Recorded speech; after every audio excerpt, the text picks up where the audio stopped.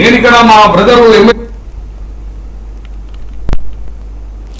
కాంగ్రెస్ నేత మైనంపల్లి హనుమంతరావుపై బీఆర్ఎస్ నాయకులు చేసిన వ్యాఖ్యలను ఆ పార్టీ నేతలు తీవ్రంగా ఖండించారు.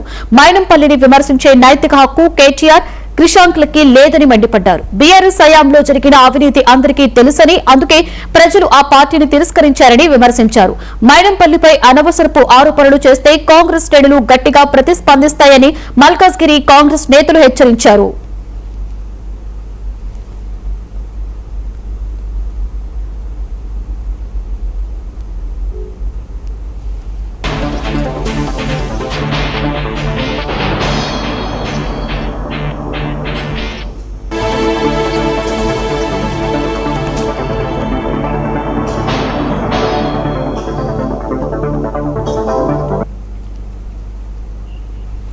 మమతా బెనర్జీకి పెద్ద షాక్ ఇచ్చే పరిణామం చోటు చేసుకుంది.